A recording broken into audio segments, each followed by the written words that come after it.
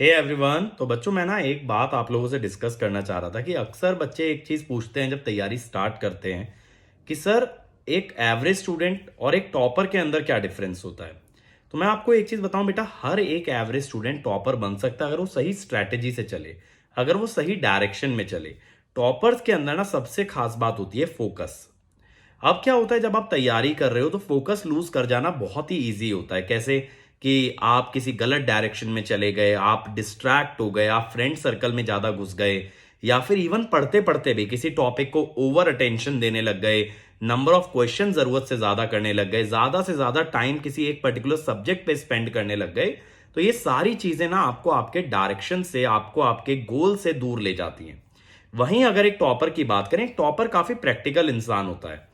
उसे पता है कि किस टॉपिक को कितना टाइम देना है, कितने आवर्स देने हैं, कितने क्वेश्चन लगाने हैं, कौन से रिसोर्सेज फॉलो करने हैं, कब उसे डाउट पूछना है, कितना टाइम उसे डाउट्स को देना है, ये सारी चीजें पता होती हैं। लेकिन अगर आप ये सारी चीजें स्ट्रक्चर नहीं करोगे, प्लान नहीं करोगे, जस्ट ऐसा सोचोगे कि फ्लो के साथ चलते जाते हैं, जो होगा देख लेंगे, जैसा होगा कर लेंगे, कोई बड़ी बात तो है नहीं, तो फिर बेटा सक्सेसफुल होना ना उतना ही टफ होते चले जाता है। जैसे अब आप देखो, बहुत सारे बच्चों के अंदर ना एक फोमो होता है, फियर ऑफ मिसिंग आउट, कि यार ये कंटेंट भी लगा लें, इस कोचिंग का स्टडी मटेरियल भी ले लें, उस कोचिंग का भी ले लें, क्योंकि कहीं कुछ छूट ना जाए। और इस दौरान ना ये चीज भूल जाते हैं कि मोर और लेस यार, क्वेश्चन किसी भी स्टडी मटेरियल से लगा रहे हो, थ्योरी किसी भी स्टडी मटेरियल से पढ़ रहे हो, मोर और लेस कंसेप्ट तो सेम रहने वाले हैं। लेकिन अगर शिद्दत से किसी एक पर्टिकुलर टीचर को फॉलो किया जाए, एक पर्टिकुलर कोर्स को फॉलो किया जाए, और उसके अंदर जितनी चीजें प्रोवाइड की जा रही है ना उनको अच्छे से कर लो, तो आई डोंट थिंक कि आपको 10 चीजों के पीछे भागने की जरूरत पड़ेगी। इससे क्या होगा, सब्जेक्ट एक तो ऑन टाइम तैयार हो जाएगा, कॉन्फिडेंस लेवल अच्छा बनेगा।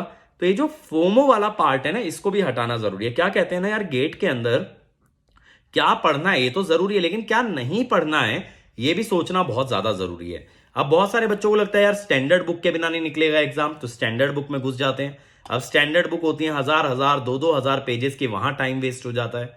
लेकिन जितने ज्यादा रिसोर्सेज आप इकट्ठा कर लोगे ना, तो उतनी डिफिकल्ट होती जाएगी आपकी जर्नी। पता है, मैं जब खुद तैयारी कर रहा था, मैंने ना खुद यार स्टडी मटेरियल ऑर्डर कर लिया। अब उस समय पे मेरे पास इतना पैसा तो नहीं था कि मैं ओरिजिनल रखूं, तो मैंने जैसे तैसे अरेंज कर लिया स्टडी मटेरियल।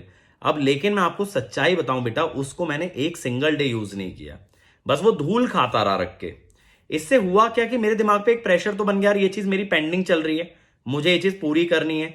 और जब चीजें पेंडिंग होने लगती हैं तो आप फ्रस्ट्रेट होने लगते हो यार, कि मेरे से तो हो ही नहीं पा रहा है, मेरे से हो ही नहीं पा रहा है। तो इतना सारा काम ही आपको क्यों जोड़ना है अपने लिए, जो कि आप फुलफिल ना कर पाओ। अगर आप फोकस्ड वे में चलो, जैसे कि अगर कोई बच्चा अनअकैडमी पे पढ़ाई कर रहा है, उसने क्लास अटेंड की, उसके बाद नोट स्टडी किए, उसके बाद उसने डीपीपी परफॉर्म किया, डीपीपी सॉल्व किया।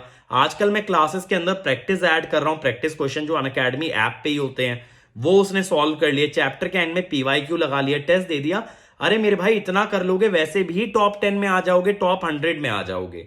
बट इतना ना कंसिस्टेंटली करना है। ये नहीं करना है कि आज तो 500 क्वेश्चन बना लिए और कल मैं 50 क्वेश्चन भी नहीं बना रहा हूं, कल मैं दोस्त की शादी में गया हुआ हूं, कल मैं घर वालों से बात करते रह गया, कल मैं दोस्तों के साथ बाहर घूमने निकल गया तो मैंने पढ़ाई नहीं की। ऐसा नहीं, कम करो लेकिन कंसिस्टेंट करो। एक कॉन्फिडेंस रहेगा कंप्लीशन का। टारगेट उतना ही लो ना जितना कर पाओ, जैसे डीपीपीज हैं, पीवाईक्यूज हैं, प्रैक्टिस सेक्शन है, इतना टारगेट मोर देन एनफ है, इससे ज्यादा टारगेट ही मत लो। और टारगेट जैसे जैसे अकम्प्लिश करोगे तो ये भरोसा आएगा कि यार मैंने ये टारगेट सेट किया तो मैंने ये टारगेट अचीव कर लिया, अब मेरे लिए कोई डरने की बात नहीं, क्योंकि मैं अब इससे बड़ा टारगेट भी सेट करूंगा तो मैं अचीव कर लूंगा। जैसे जैसे आप ये छोटे छोटे टारगेट्स अचीव करते जाओगे, इनको ब्रेक करते जाओगे, आपका कॉन्फिडेंस धीरे धीरे धीरे धीरे चढ़ता जाएगा। और जब कॉन्फिडेंस चढ़ता जाएगा तो फिर आप बहुत पॉजिटिव फील करने लगोगे, आप तैयारी में और इन्वॉल्व होने लगोगे। तो इसीलिए मैं क्या बोलता हूं ना, जब आप तैयारी स्टार्ट कर रहे हो तो छोटे छोटे टारगेट्स को ब्रेक करते चलो, ऑटोमेटिकली आपका मोटिवेशन तैयारी में आना स्टार्ट हो जाएगा। आपको किसी एक्सटर्नल मोटिवेटर की जरूरत ही नहीं पड़ेगी।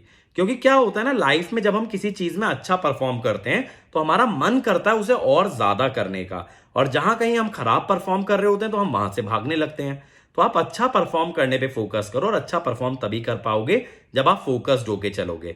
तो जितने भी बच्चे अभी तैयारी स्टार्ट कर रहे हैं उनको मेरी एडवाइस यही होगी, इतना ज्यादा मत सोचो कि ये भी कर लें वो भी कर लें।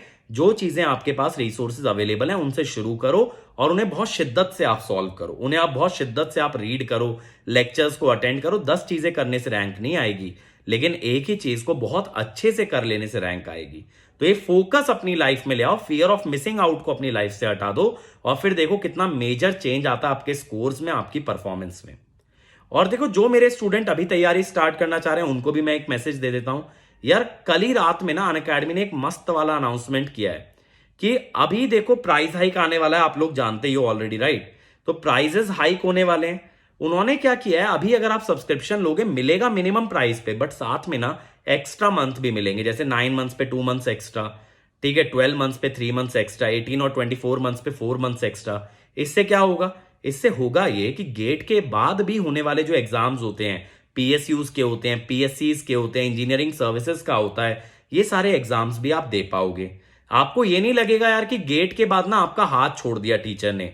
आप लाइव क्लास में आके टीचर से बात कर पाओगे, मे बी किसी पीएसयू में सिलेक्शन हो गया तो उसके इंटरव्यू के बारे में बात कर पाओगे। तो आपका ना एक कनेक्ट कॉन्स्टेंटली बना रहेगा, तो आपको सर्विस मिलती रहेगी even after your subscription ends. तो अगर आप वैसे लोगे 9 मंथ्स का तो फेब में खत्म हो जाएगा।